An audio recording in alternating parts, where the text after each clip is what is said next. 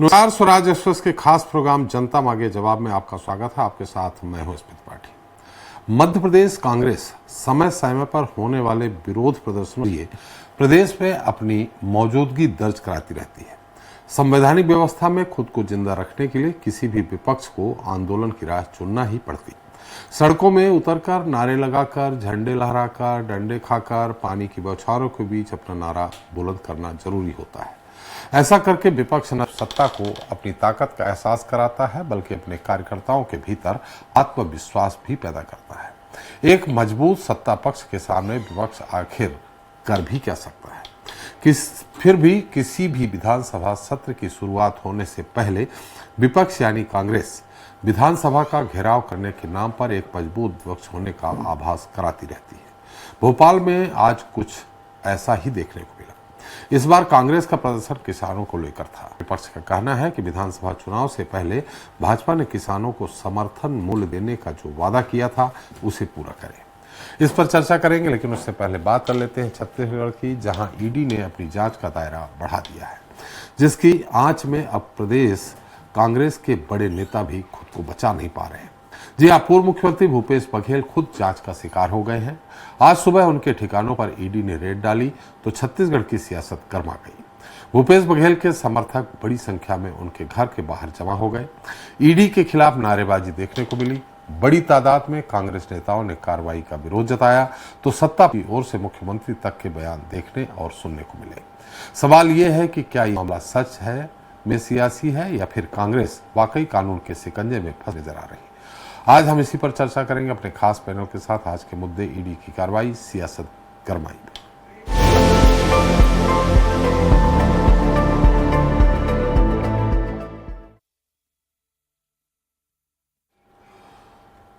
तो छत्तीसगढ़ के पूर्व मुख्यमंत्री और एआईसीसी के महासचिव यानी भूपेश बघेल और उनके बेटे चैतन्य के घर पर आज सुबह ईडी ने छापा मारा।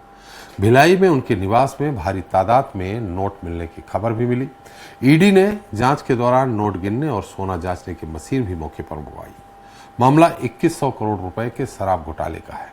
इस कार्रवाई से छत्तीसगढ़ में सियासी माहौल गर्मा गया है। रायपुर से लेकर दिल्ली तक बैठे कांग्रेसी नेता इसे बदले की भावना से की गई कार्रवाई बता रहे हैं, जबकि सत्ता पक्ष का कहना है कि जांच के बाद दूध का दूध और पानी का पानी हो जाएगा। आज इस पर चर्चा करेंगे, लेकिन उसके पहले देख लेते हैं हमारी खास रिपोर्ट। छत्तीसगढ़ में ईडी ने कई अन्य घोटालों के चलते कई अधिकारियों और बड़े नामों को गिरफ्त में ले रखा है और अब पूर्व मुख्यमंत्री भूपेश बघेल ईडी के रडार पर आ गए हैं। ईडी ने पूर्व मुख्यमंत्री भूपेश बघेल के बेटे चैतन्य बघेल पर शिकंजा कसा है। भूपेश बघेल निवास के अलावा ईडी की दबिश 15 अन्य ठिकानों पर भी देखने को मिली, जो चैतन्य बघेल के करीबी माने जाते हैं। दुर्ग जिले में ईडी की कार्रवाई पर कांग्रेस नेताओं के बैक टू बैक बयान और ट्वीट सामने आए हैं। पक्ष के यहाँ ईडी को ही भेजने का एक परंपरा भारतीय जनता पार्टी ने शुरू कर रखी है।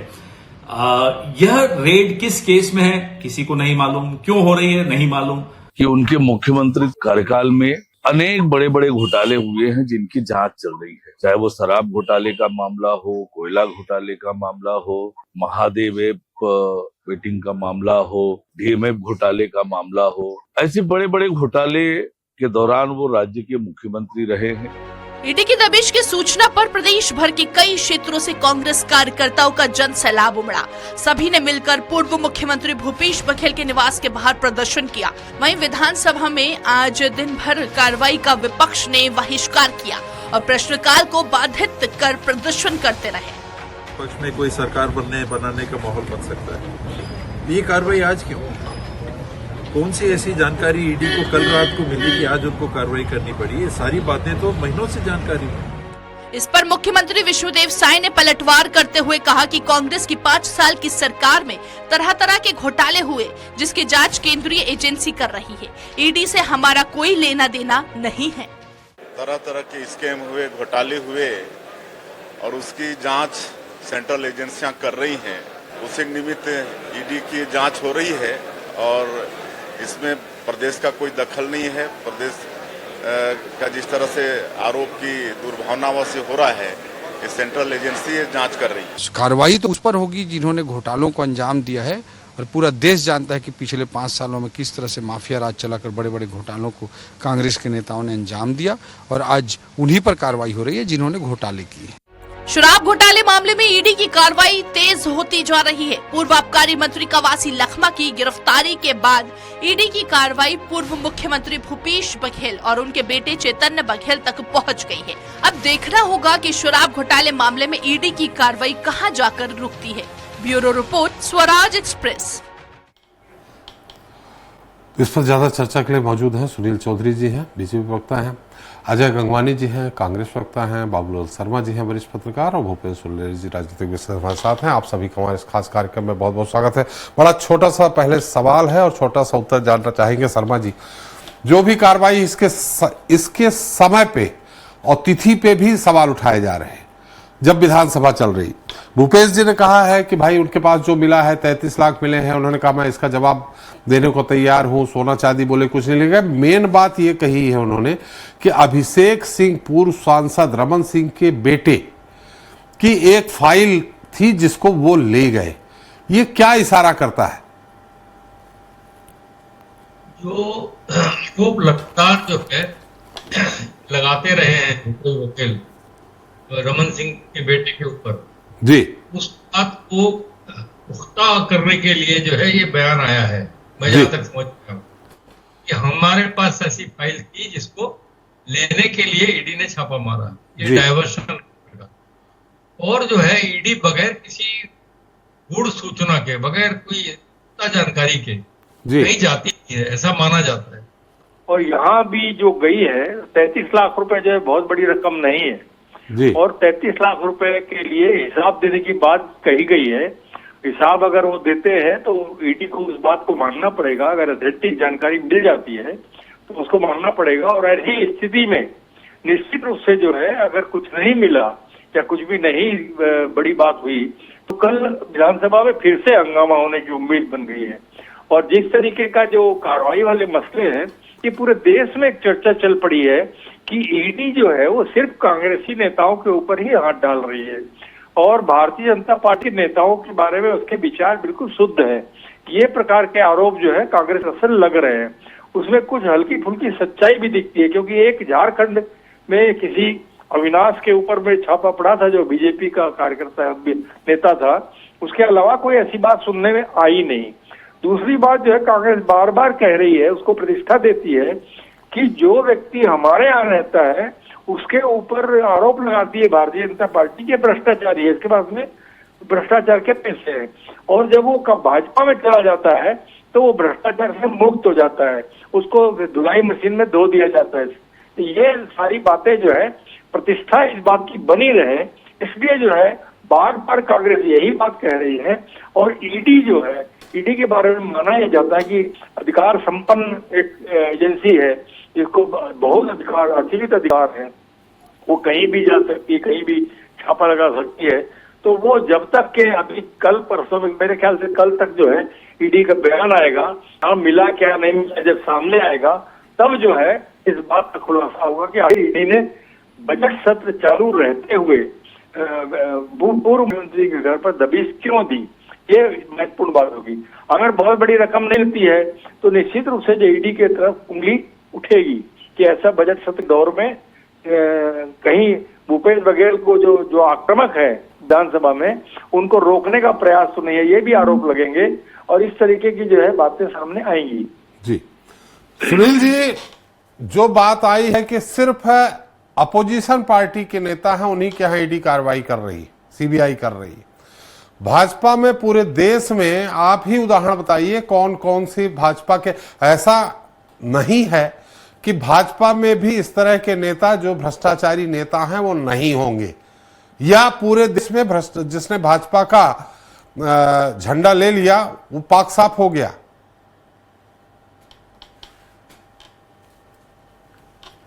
राम राम, जय जोहार, जय छत्तीसगढ़ जी।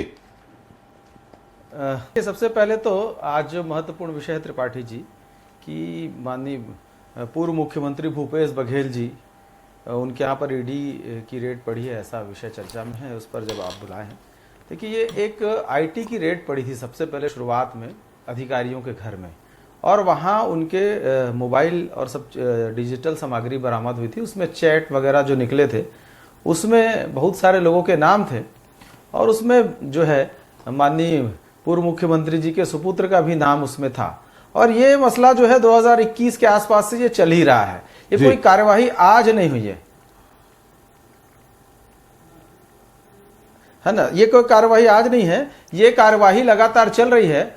और भूपेश बघेल जी आज बड़ा खड़े हो करके निकलने के बाद कॉलर खड़े करके अपने कार्यकर्ताओं को संबोधित कर रहे थे और अनर्गल बातें कर रहे थे। वो कह रहे थे कि मंतूराम जी की वो प्रकरण वाली सीडी जो निकली है उनके घर में, या अभिषेक सिंह की फाइल निकली, तो ये सारे प्रकरण समाप्त हैं न्यायालय के द्वारा और ये केवल थोथी जो वाहवाही लूटने का काम है भूपेश बघेल जी कर रहे थे बैठ करके, और बार बार कह रहे हैं कि मुझे दोष मुक्त कर दिया सीडी प्रकरण से। माननीय भूपेश बघेल जी, उन्मोचित किया है, उन्मोचित और दोषी में बहुत बड़ा अंतर है। कृपया अपने वकीलों से पूछिएगा इस विषय पर कि ये क्या है। दूसरा, उन्मोचित की पंजाब का विषय कह रहे हैं कि पंजाब में चुनाव होने वाला, इसलिए उन्मोचित की परिभाषा भी हमारे दर्शकों को बता दीजिए। देखिए, दोष तिवारी जी, आप त्रिपाठी जी आप बोल रहे हैं तो मैं कह रहा हूं, दोष मुक्ति का अर्थ है कि पूरी तरीके से बाइज्जत बरी कर दिया गया। उन्मोचित करने का अर्थ है कि पर्याप्त अभी कोई सबूत नहीं है, लेकिन जब मिल जाएंगे तब आपको दोबारा फिर इस मामले में आरोपी बनाया जाएगा। ये एक सरल सी भाषा में है, अब इसको कोई मैं कानूनी भाषा में नहीं जाना चाहता। दूसरा, ये बार बार कह रहे पंजाब का प्रभारी बना दिया मुझे, इसलिए भाजपा ही डर रहे हैं। अरे साहब, आप तो असम में गए, वहां आपकी पार्टी हार गई, त्रिपुरा, दुनिया भर के जहां जहां जाते हैं, खुद का प्रदेश नहीं बचा पाए आप मुख्यमंत्री रहते, आपके लोकसभा क्षेत्र में हार गए, आपके विधानसभा क्षेत्र में अभी पंचायत के चुनाव में बुरी स्थिति है, नगरीय निकाय के चुनाव में बुरी स्थिति है, फिर आपसे क्या है का डर। और भ्रष्टाचार की सारी जो आंच है वो आप तक जाती है बार बार छत्तीसगढ़ के अंदर में, और छत्तीसगढ़ में शराब का घोटाला हुआ, छत्तीसगढ़ में सीमेंट का घोटाला, कोयले का घोटाला, चावल का घोटाला, डीएमएफ फंड का घोटाला, जिसमें आपके मंत्री जयसिंह अग्रवाल तात्कालिक उस समय सदन में आरोप लगाए और वही उस अधिकारी पे लगाया जो आज जेल में है कि डीएमएफ में घोटाला हो रहा है। आपके प्रदेश तात्कालिक अध्यक्ष मोहन मरकाम ने डीएमएफ फंड में घोटाले का आरोप लगाया, तो जिन पर लगाया वो तो जेल में, उनकी तो जमानत नहीं हो रही है। फिर आप बड़ी बड़ी बातें क्यों कह रहे हैं वहां खड़े होकर के निकल करके? देखिए, यदि आप भ्रष्टाचारी नहीं है, करने की आवश्यकता नहीं है, आपको कुछ नहीं होगा, लेकिन भ्रष्टाचार किया है तो फिर तो कार्रवाई आपको झेलनी पड़ेगी, फिर तो तैयार रहिए। हमने आपसे एक लिस्ट मांगी थी, अब कवासी लखमा जी बेचारे, हमने कहा था कुछ भाजपा के एक आध दो नेता आपको मिले हैं क्या पूरे देश में कहीं जिनके यहां इस तरह की कार्रवाई हुई हो, यह सब पाक साफ है? देखिए, बाबूलाल शर्मा जी ने झारखंड का एक विषय बताया है, और यदि भारतीय जनता पार्टी का कोई भी व्यक्ति भी यदि भ्रष्टाचार में लिप्त होगा तो कोई बख्शा नहीं जाएगा। देखिए, भ्रष्टाचार इस देश के अंदर में बहुत बड़ी सड़ांध पैदा करता है लोकतांत्रिक व्यवस्था में, और इसमें भ्रष्टाचार का स्थान नहीं होना चाहिए। इसको लेकर के चल रहे तो सबको साथ आकर के काम करना चाहिए। ये कांग्रेस का एटीएम बने रहे भूपेश बघेल जी, पहुंचाते रहे पैसा कांग्रेस पार्टी के लिए, हर चुनाव में छत्तीसगढ़ के पैसे को ले जाते थे। हम तो लगातार संघर्ष करते रहे विपक्ष के नाते, और संघर्ष करके ये साबित किया, और ये बातें अब सामने आ रही है सीधी सीधी। अब प्रश्न पूछते हैं, प्रश्न तो कई सारे विधायक पूछते हैं साहब, उनके घर तो ईडी नहीं जा रही है। आप भ्रष्टाचार में लिप्त हैं, आपके खिलाफ पर्याप्त सबूत है, तब से जब इसके आप आज की बात कर रहे हैं 2021 या उसके पहले से जब जांच प्रारंभ हुई या छापे पड़ने शुरू हुए तब से सबूत है। कोई आपके प्रश्न पूछने से ईडी नहीं पहुंच गई है, और आप प्रश्न पूछ ही क्या रहे थे जो ईडी आपके पास जाए? आप मंत्रा का रोल अदा कर रहे हैं कि ये डिप्टी सीएम ऐसा तो सीएम ऐसा तो वो डिप्टी सीएम ऐसा। मंत्रा मत बनिए, आपके खुद की पार्टी में कई सारी मंत्रा बन के घूम रहे, उनसे बचिए, उन्हीं के कारण आपकी सरकार गई, और वही लोग भ्रष्टाचार में आपके कान फूंकते रहे जिनके स्क्रिप्टेड भाषण अभी आप निकल करके दे रहे थे। चलिए अजय जी, मेरी आवाज आ रही है आपको? हाँ त्रिपाठी सर, एकदम क्लियर है जी। अजय जी, जैसा कि उन्होंने कहा अभी पीसी की उन्होंने कि अभिषेक सिंह के खिलाफ एक फाइल थी उनके पास, दस्तावेजी कुछ प्रमाण जो ले गई ईडी। आपकी सरकार थी 5 साल, सरकार रमन सिंह की नहीं थी, तो अभिषेक सिंह पे कार्रवाई क्यों नहीं की? एक बात। दूसरी बात, उन्होंने कहा 33 लाख, हालांकि बाबूलाल जी ने कहा कोई बड़ी रकम नहीं है, लेकिन 33 लाख छोटी रकम भी नहीं है। अब उसका हिसाब किताब देंगे, उनके बिजनेस में बात यहां भूपेश बघेल जी के यहाँ नहीं, चैतन्य बघेल जी के यहाँ पड़ा है। उसको राजनीतिक चश्मे से देखने के लिए बघेल जी का नाम पूरी तरह से घसीटा जा रहा। अजय जी, थोड़ा सा निवेदन है, समय दीजिएगा। जी, देखिए, जी। सबसे महत्वपूर्ण बात है, ईडी जो है eliminating democracy election management department के रूप में काम कर रहा है। अन्य के जो संवैधानिक संस्थाएं हैं वो आज दबाव में काम कर रही हैं। जो निष्पक्ष कार्रवाई होनी चाहिए, ये तो भारतीय जनता पार्टी की बी टीम के रूप में काम कर रहे हैं। आज स्पष्ट रूप से दिख रहा है जी कि इस प्रकार का जो ईडी का छापा है, ये राजनीतिक प्रतिशोध के चलते, भावना के प्रदेश से और माननीय भूपेश बघेल जी की राजनीतिक छवि को धूमिल करने का प्रयास है। सीधा सीधा लोकतंत्र की हत्या है। आपने मेरे मित्र सुनील चौधरी से 2 बार प्रश्न किया, भैया पूरे देश में 3 भाजपा के नेताओं के नाम बता दीजिए जिस पे ईडी कर रही है, लेकिन उनके पास कोई जवाब नहीं है। इसका जवाब मैं दे देता हूं आपको। आज महत्वपूर्ण बात है कि 10 साल तक हमारी यूपी की सरकार रही, ईडी के द्वारा कुल जो मामले दर्ज किए गए त्रिपाठी जी, वो मात्र 112, और जबकि इनके समय पे ये आपने कुछ बंद कर जी, आपने बंद कर दिया था कुछ, जिससे आप दिखने बंद हो गए। जी, मैं एक बहुत महत्वपूर्ण आंकड़ा दे रहा हूं त्रिपाठी जी आपके चैनल पे, आपके स्वराज न्यूज के जो भी लोकप्रिय चैनल के दर्शक हैं। एक बहुत महत्वपूर्ण आंकड़ा है कि हमारे यूपीए सरकार के 10 साल के कार्यकाल में मात्र ईडी ने 112 केस बनाए, जबकि 11 सालों में 3060 मामले दर्ज किए गए, और जो कन्विक्शन रेट है, मतलब आखिर में जो आरोपी साबित हुए, मात्र 15। मतलब कन्विक्शन रेट जो है त्रिपाठी जी 0.5%।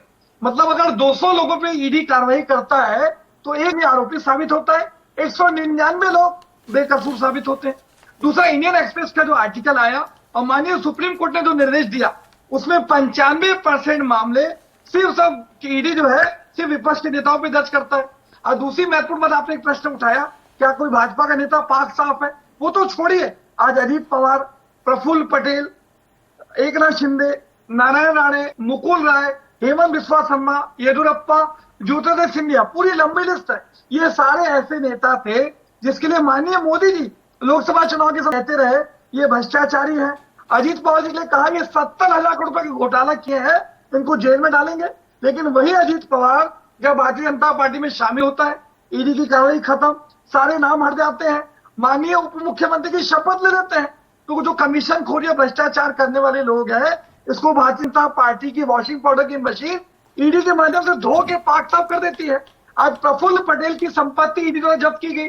यही प्रफुल्ल पटेल जब भाजपा में जाते हैं, ईडी जो जब्त संपत्ति है, सीज की संपत्ति है, उसको रिलीज कर देती है। तो ये दिख रहा है कि किस प्रकार से दबाव की राजनीति कर रहे हैं, प्रतिशोध की राजनीति कर रहे हैं। व्यक्तिगत स्वार्थ और राजनीतिक हितों को साधने के लिए संवैधानिक संस्था, न केवल ईडी, आईटी, सीबीआई का दुष्प्रयोग लगातार केंद्र की मोदी सरकार और भारतीय जनता पार्टी के नेता कर रहे हैं। दूसरी महत्वपूर्ण बात है कि बड़े बड़े दावे कर रहे हैं। भैया हम तो कह रहे हैं कि यहाँ 36 लाख का नान घोटाला होता है, 106 पेज की डायरी मिलती है, क्या ईडी कोई कार्रवाई करता है? 6.5 लाख का चिटफंड घोटाला होता है, ईडी क्यों कोई कार्रवाई नहीं करता? रमन सिंह की संपत्ति 10 साल में 10 गुना हो जाती है, ईडी क्यों कार्रवाई नहीं करता? पनामा पेपर में अभिषेक सिंह, विंध्यवासिनी वाद कवर्धा, आखिर आज तक ईडी उसकी क्यों जांच नहीं करता? अडानी के चिटफंड कंपनियों 20,000 करोड़ रुपए आता है, ईडी क्यों जांच नहीं करता? तो मैं तो स्पष्ट रूप से कह रहा हूं कि ईडी जो टारगेटेड कार्रवाई क्यों कर रहा है। अजय जी एक सवाल है, आपके पास लंबी लिस्ट है, मुझे मालूम है, सारी चीजें हैं, कौन गया क्या। अगर शराब घोटाला होता है, मंत्री जेल के अंदर हैं, तो क्या मुख्यमंत्री को नहीं मालूम था क्या कि शराब घोटाला हो रहा, या दूसरे जो भी घोटाले हुए हैं, मंत्री अगर अंदर है तो मुख्यमंत्री अगर उसके नॉलेज में नहीं है तो यह तो असफल राजनेता है, वो असफल मुख्यमंत्री है, और नॉलेज में है तो रोका क्यों नहीं? देखिए, 2 चीजें हैं त्रिपाठी जी, कोई दोषी है नहीं है इसका निर्णय ना आप ले सकते हैं ना मैं ले सकता हूं। मेरे भाजपा के प्रवक्ता सुनील चौधरी जी ये निर्णय लेगा देश का न्यायालय, देश का सुप्रीम कोर्ट। आज सबसे महत्वपूर्ण बात है, सुप्रीम कोर्ट का अभी 1 हफ्ते पहले बयान सुन लीजिए कि ईडी है अपनी प्रक्रिया को पारदर्शी बनाए, टारगेटेड कार्रवाई न करे, बिना पर्याप्त तथ्यों और सबूतों के किसी को सलाखों के पीछे न डाले। आप शराब नीति की बात कर रहे हैं, मुझे बता दीजिए आज ईडी ने अरविंद केजरीवाल और मनीष सिसोदिया दो गिरफ्तार किया आबकारी नीति के चलते। आज ईडी उनको जमानत क्यों दे रही है? क्या कोई तथ्य, कोई सबूत पेश कर पाए ईडी उनके खिलाफ?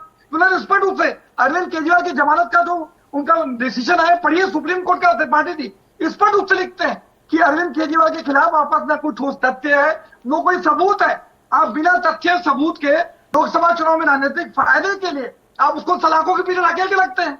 तो ये दिखता है कि आज जो टारगेटेड कार्रवाई की जा रही है ये स्पष्ट प्रमाण है। दूसरी महत्वपूर्ण बात है, मैंने आपको 5 से 6 उदाहरण दिए। आगे क्यों नहीं कार्रवाई करते भैया? छत्तीसगढ़ में 9 करोड़ घोटाला हो रहा है, डॉक्टर साहब सब पूरे नाम मिलते हैं, क्यों कार्रवाई नहीं होता? इंडिया प्रदेश बैंक घोटाले में जो मैनेजर थे उमेश सिन्हा, उन्होंने स्पष्ट रूप से कहा पूर्व मुख्यमंत्री को, डीजीपी को, भारतीय जनता पार्टी के कदावर मंत्रियों को करोड़ों रुपए की रिश्वत थी, लेकिन आज ईडी कोई कार्रवाई नहीं करता। तो ये आज कहीं ना कहीं जो संवैधानिक संस्था है उसमें यह प्रश्न लग रहा है कि ये टारगेटेड कार्रवाई। चलिए अजय जी, बहुत लंबी लिस्ट है, चूंकि अगर आपको हम ये पूरा समय दे देंगे तो भी आप ये लिस्ट नहीं खत्म करेंगे। या आप मानते हैं कि अगर कोर्ट किसी को बरी करता है यानी उसके खिलाफ कार्रवाई हुई, ये मानते हैं आप? हाँ 100%, बिल्कुल 100%। तो फिर 29 अक्टूबर 2010 में अमित शाह को गिरफ्तार किया जाता है, यूपीए सरकार रहती है, केंद्र की कार्रवाई के तहत गिरफ्तार किया जाता है। 2014 में उनको कोर्ट पूरी तरह से बरी करती है। तो आप ये मानते हैं कि अमित शाह जी की गिरफ्तारी दुर्भावनापूर्ण हुई थी? चलिए, बहुत अच्छा प्रश्न त्रिपाठी। मैं आपको छोटा सा उदाहरण आपके साथ भी दोहराता हूँ, वरिष्ठ पत्रकार है और हम आज हमारे पूर्व मुख्यमंत्री भूपेश बघेल जी पे आज फर्जी सीडी कांड में आरोप बना के उनको जेल के सलाखों के पीछे ढकेल दिया। अभी इंडियन की सीबीआई जो केंद्र सरकार के अधीन है, वो सीबीआई स्पष्ट उससे कहती है, बड़े बड़े दावे कर रहे हैं मेरे मित्र, थोड़ा सा टेक्निकल पढ़ ले, कानून संविधान को समझ ले। स्पष्ट उससे क्या है, सीबीआई का बयान पढ़ रहा हूँ, सीबीआई की अदालत ने स्पष्ट कहा कि भूपेश बघेल जी के खिलाफ न कोई तथ्य है न कोई प्रमाण है जिसके आधार पर भूपेश बघेल पे कोई केस बने, पूरी तरह से बरी कर दिया गया है। तो ये क्या मेरे मित्र और आप पूरी तरह से बरी नहीं, जैसा उन्होंने बड़ा एक तकनीकी शब्द का उपयोग किया था सुधीर चौधरी जी ने, उन्होंने कहा आगे अगर प्रमाण मिलेगा तो गिरफ्तार होगा। लेकिन आपने हमारे सवाल का उत्तर नहीं दिया कि यूपीए सरकार में 2010 में अगर अमित शाह जी को गिरफ्तार किया गया था और कोर्ट पूरी तरह से बरी कर देती है तो कार्रवाई गलत थी। अच्छा, मैं वही तो कह रहा हूँ त्रिपाठी जी, आप मेरे से प्रश्न पूछ रहे हैं ना, मेरे प्रश्न में जवाब देने का साथ है चैनल पे। क्या भूपेश बघेल को बरी कर दिया गया? क्या इस बात को स्वीकार करते हैं कि यहाँ की रमन सरकार, यहाँ की भारतीय जनता पार्टी के नेता की कार्रवाई गलत थी? केंद्र सरकार ने सीबीआई के दबाव में जो भूपेश बघेल के खिलाफ केस दर्ज किया, आज वो निर्दोष साबित हो गए, बरी नहीं किया गया है अजय भाई। ये सुनील चौधरी ने झूठ बोला है, खुली चुनौती देता हूँ चैनल पे। उन्मोचित किया गया है, उन्मोचित। ये जरा ऑर्डर पढ़ना भैया, कोर्ट का ऑर्डर पढ़ना, उन्मोचित किया गया है। ऐसा पढ़िए त्रिपाठी जी, मैं पढ़ा लिखा इंसान हूँ, वकालत समझता हूँ। पढ़ो भैया, मैं पढ़ लिया हूँ। अजय भाई पढ़ा करो थोड़ा, उन्मोचित और दोषी में बहुत अंतर है। आप पढ़े लिखे व्यक्ति हैं। सुनील चौधरी मेरा कंप्लीट करने की एक महत्वपूर्ण बात कह, थोड़ा संक्षेप में गंगवानी जी, बहुत लंबा हो गया, आपने कहा समय दीजिए, पूरा 7 मिनट आपने समय ले लिया, 8 मिनट। बाबूलाल शर्मा जी वरिष्ठ पत्रकार हैं, उनसे पूछ लीजिए सीबीआई कोर्ट का निर्णय क्या है। उन्होंने भारतीय भूपेश बघेल को निर्दोष साबित किया है या नहीं किया? ये टेक्निकल वर्ड यूज करके शब्दों का मायाजाल मत रखिए चैनल पे। सुनील जी थोड़ा सा पढ़ लीजिए मेरा। चलिए, आपने बाबूलाल जी का कहा, हालांकि वो वकील नहीं है, मुझे जो मालूम है वरिष्ठ पत्रकार हैं। उन्मोचित शब्द अब ये तो वकील लोग और जज लोग ही जानेंगे, लेकिन जिस तरह से भूपेश बघेल जी ने ट्वीट भी किया, सब कुछ किया, शर्मा जी आप ही के पास आ रहा हूं, फिर सुन लेने जा रहा हूं आपका, उससे तो फिलहाल तो ये कहा ना कि अभी उनके पास कोई सबूत और तथ्य नहीं है, आगे जब मिलेंगे तब आप पे कार्रवाई करेंगे, जैसा सुनील जी कह रहे हैं। नहीं, उन्मोचित शब्द का मतलब है किसी आरोपी के खिलाफ मामला नहीं बनने पर अदालत उसे उन्मोचित कर देती है, यानी कि अदालत जांच को खारिज कर देती है और आरोपी को छोड़ देती है। जी, उन्मोचित का अर्थ ये है, उसका अर्थ जो है स्पष्ट है जी। ये उन्मोचित का अर्थ ये नहीं है कि इसके बाद फिर से कार्रवाई बंद, उसको छोड़ चुकी, उससे उसके जांच को खारिज कर दिया उन्होंने। देखिए सुनील चौधरी चैनल पे बाबूलाल शर्मा साहब, बाबूलाल जी को तो बोलने दीजिए, बाबूलाल जी को तो बोलने दीजिए जी। और जो है उसको आरोप ये भी सही है कि उन्मोचित होने के बाद आरोपी को निर्दोष नहीं माना जाता, ये भी शब्द है जो बीजेपी प्रवक्ता जी इस आधार पर कह रहे हैं। ये भी है कि उन्मोचित होने के बाद आरोपी को निर्दोष नहीं माना जा सकता जी। उन्मोचित होने के बाद भी आरोपी के खिलाफ दोबारा न्यायिक कार्रवाई और जांच शुरू हो सकती है, ये भी बात सही है। दो चीजें हैं, उन्मोचित शब्द का अर्थ अलग है और उसकी व्याख्या अलग है जी। तो शब्द का अर्थ तो जो मैंने बताया कि अदालत उससे खारिज कर देती, छोड़ देती है, लेकिन जो है उसमें ये भी दिया हुआ है नीचे में, तो अगर आरोपी के पास ठोस सबूत न हो तो अदालत विचारणा से पहले ही उसे उन्मोचित कर सकती है जी। ये शब्द है। तो वो सुनील भी सही बोल रहे हैं और अजय भी अपनी जगह पे शब्द का अर्थ अलग है, शब्द के व्याख्या अलग है। पकड़ो मत जाने दो, कामा का अंतर होता है। पकड़ो मत जाने दो, पकड़ो मत जाने दो, ये कामा और उसका अंतर होता है। चलिए सुनील जी, अब बताइए, कभी भी ईडी की कार्रवाई हुई है तो हमें लगता है 2-4 दिन चलती है, सुबह आई शाम को चली गई। सुनील जी मैं आ रहा हूं। नहीं, देखिए, कार्यवाही तो ईडी की अभी भी चल रही है, ऐसा विषय जो है समझ में आ रहा है कि अभी भी लोग कह रहे हैं कि कार्यवाही है और ईडी का विषय है। ईडी जाने कितने देर कार्यवाही करना है, सुबह करे, शाम करे, रात करे, 1 घंटा करे, 2 घंटा करे, उनको जो चाहिए अगर वो मिल गया तो वो 1 घंटे में भी जा सकते हैं। देखिए, महत्वपूर्ण विषय ये है कि आज मैं टीवी में दिन भर देख रहा था और सभी लोग का एक ध्यान था, कांग्रेस के कार्यकर्ता जो हैं वो वहां रामधुन कर रहे थे। वो ऐसी जगह में रामधुन कर रहे थे जहां पर से भगवान राम जी के लिए बड़े बड़े ऐसे ऐसे शब्द निकले। अब तो वो नहीं है इस दुनिया, इनके द्वारा कहे गए। अब वो तो ठीक है, लेकिन उसके बाद उसका दूसरा रूप कब आया, जब इनके अधिकारी बाहर निकले तो कांग्रेस के कार्यकर्ता हमला करने लगे उनके ऊपर, उनको भद्दी भद्दी गालियां देने लगे। तो ये समझ में आता है कि हम बोलते थे ना काल में वाला स्वरूप है, ये कांग्रेसियों का है। ये आज ये भी देखने को मिला। त्रिपाठी जी, दोनों चीजें आज जनता के सामने स्पष्ट थी और ये दिख रहा था वीडियो में कि एक तरफ राम करे, नगाड़ा बजाए, और जब अधिकारी निकले तो गाली गलौज और हमला करने की कोशिश करने लगे। देखिए, भ्रष्टाचार में अगर आप लिप्त हो, भ्रष्टाचार में लिप्त हो, पार्टी के हो, वो जब उनके नेता के खिलाफ कुछ कार्रवाई होती है तो उद्वेलित होते हैं। तो इसलिए उसका उदाहरण मत दीजिए। ईडी और भूपेश बघेल जी की बात करते हैं ना त्रिपाठी जी, हमारा कोई कार्यकर्ता गाली गलौच नहीं करता। त्रिपाठी जी, हमारा कार्यकर्ता गाली गलौच नहीं करता। इनके कार्यकर्ता भद्दी भद्दी गालियां दे रहे थे। ये कांग्रेस के ही संस्कार हैं, कांग्रेस के संस्कार दिख रहे थे वहां पर, किस प्रकार से भद्दी गालियां दी जा रही थी अधिकारियों को। अरे भैया, वो संस्था है, संवैधानिक संस्था है और वो इनपुट के आधार पर काम करती है। डर क्यों लग रहा है आप लोग को? काहे के लिए डर रहे हो? अगर नहीं कुछ किया तो नहीं कुछ किया तो मत डरो, और दुनिया भर का बहानेबाजी नहीं चलेगा। चलिए, हमारा समय समाप्त हो रहा है। पड़ेगा चौधरी जी, कांग्रेस पार्टी अजय जी बन जाए। अजय जी, चौधरी जी, हमारा समय समाप्त हो रहा है। भूपेन्द्र जी, जो इस तरह की कार्रवाई विधानसभा चलते समय की जाए, आ रहा हूं बाबूलाल जी, और तो ये कहीं न कहीं राजनीतिक मुद्दा तो बनता ही है। संक्षेप में जानना चाहेंगे भूपेन्द्र जी। निश्चित रूप से, क्योंकि ये तो राजनीति है ही है।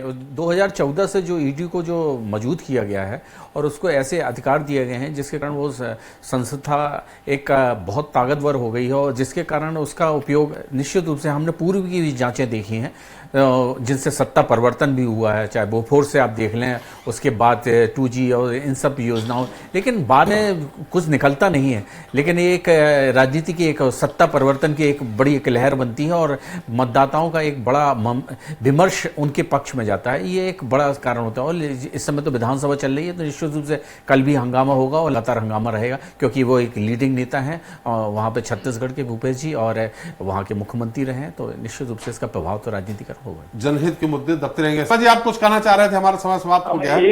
एक बात उसमें और भी स्पष्ट है जी, उसका मतलब शब्द का मतलब और भी बताया गया कि जब किसी आरोपी के खिलाफ पहली नजर में कोई मामला नहीं बनता है तब अदालत उसे उन्मोचित कर देती है। जी जी, चलिए, तो वो दोनों की बात अपनी जगह पॉइंट क्या रखते सही। गंगवानी जी, आपकी बात शर्मा जी कह चुके हैं, आप क्यों बोलेंगे? तो उस पर कार्रवाई की जा सकती दोबारा उसी मामले पर, और दोष मुक्ति में वो पूरी तरीके से बरी होते हैं। उन्मोचन का मतलब है जांच अधिकारी जो है स्पष्ट उससे मानता है कि जो अपराधी निर्दोष है उसको उन्मोचित शब्द यूज किया गया है। आईपीसी की धारा 2 के अनुसार उन्मोचन का अंतर है कि जांच अधिकारी इस बात को स्वीकार करता है कि जिसके खिलाफ अपराध दर्ज किया गया है। मैं बता दे रहा हूं अजय भाई, उन्मोचन का मतलब यह है कि उसी न्यायालय में उसी प्रकरण में दोबारा उसको आगे बनाया जा सकता है। चलिए चलिए, माफ करिएगा, मेरा समय समाप्त हो गया। अजय जी बहुत बहुत धन्यवाद, सुनील जी आपका भी धन्यवाद, बाबूलाल जी आपका भी धन्यवाद